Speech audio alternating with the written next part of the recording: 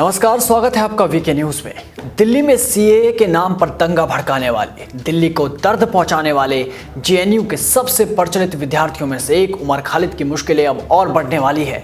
इन्होंने दिल्ली को जो घाव दिया उसे कभी भरा ही नहीं जा सकता। इन वामपंथियों और कट्टरपंथियों ने सीएए के नाम पर जो कोहराम मचाया उसका गवाह पूरा देश बना।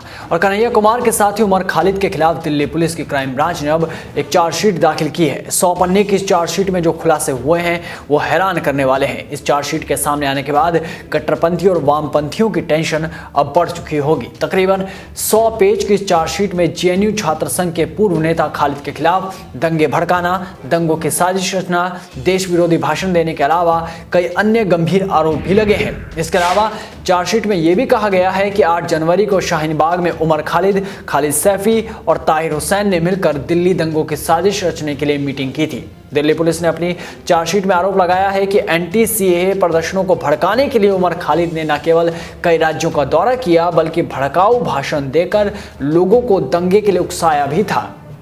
चार्जशीट में यह भी खुलासा किया गया है कि उमर खालिद मध्य प्रदेश, राजस्थान, बिहार और महाराष्ट्र में हो रहे सीएए विरोधी प्रदर्शनों में भी शामिल हुआ था। इसके अलावा चार्जशीट में एक और खुलासा किया गया कि उमर खालिद जिन जिन राज्यों में गया वहां कार्यकर्ताओं ने उसके लिए रहने और खाने की व्यवस्था की थी। बता दें कि हाल ही में यूएपीए के तहत भी दिल्ली पुलिस की स्पेशल सेल ने उमर खालिद के खिलाफ चार्जशीट दाखिल किया था। और अब इस चार्जशीट के बाद कई तरह के खुलासे हुए हैं। ये चार्जशीट इसलिए भी महत्वपूर्ण है क्योंकि इसमें उमर खालिद का इकबालिया बयान भी शामिल है। न्यूज़ 18 की एक रिपोर्ट के मुताबिक इस बयान में उमर ने कहा है 2019 में जिस तरह से संसद में भारत सरकार ने नागरिकता संशोधन बिल पेश किया उसके बाद मैंने अपने साथी जो यूनाइटेड अगेंस्ट हेट के सदस्य थे हम सब ने मिलकर एक मीटिंग की कि एंटी सीएए बिल मुसलमानों के खिलाफ है, इसके लिए हमें आवाज उठानी चाहिए। मेरी बात पर यूनाइटेड अगेंस्ट हेट के सदस्य सहमत हो गए। तब हमने योजना बनाई कि जेएनयू और जामिया के मुस्लिम छात्र मिलकर इस बिल के खिलाफ आवाज उठाते हैं क्योंकि भारत सरकार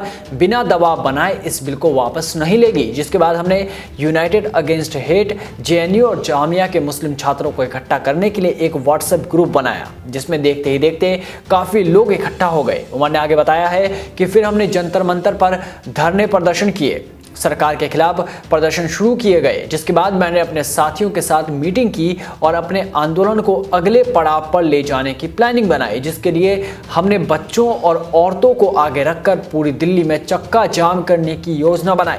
इसके लिए बाकायदा एक और नया व्हाट्सएप ग्रुप बनाया गया, हम भारत के लोग के नाम से।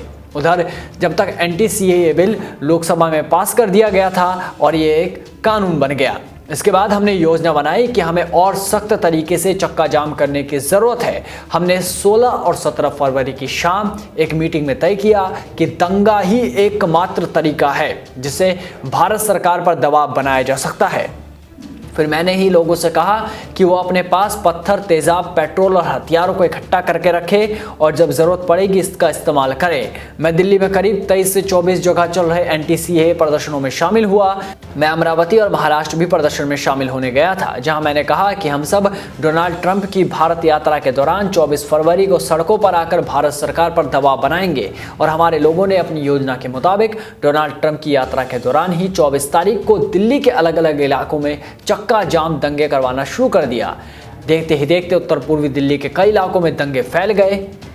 यह बयान खुद उस उमर खालिद ने दिया है। इस बयान से आप सोच सकते हैं कि कितनी बड़ी साजिश को अंजाम दिया गया था, किस तरह से व्हाट्सएप पे इसकी पूरी की पूरी स्क्रिप्टिंग की गई, सब कुछ प्लानिंग के हिसाब से किया गया था। यह बयान उमर खालिद ने दिया है और इस बयान को चार्जशीट में शामिल भी किया गया है। सबसे बड़ी बात यह है कि उमर खालिद ने कबूल लिया कि महिलाओं और बच्चों को इसमें हथियार बनाया गया ताकि अपने मंसूबे को सफल किया जा सके, उसे अंजाम तक पहुंचाया जा सके। अब उमर खालिद जैसे लोगों पर कानून का डंडा चलने वाला है। अब देखने वाली बात होगी कि इस मामले में और आगे क्या क्या नए मोड़ सामने आते हैं, क्या क्या चीजें नई सामने आती है और जो लोग बेगुनाह मारे गए थे उन्हें इंसाफ कब तक मिलता है। तब तक आप भी बने रहिए वीके न्यूज के साथ। नमस्कार।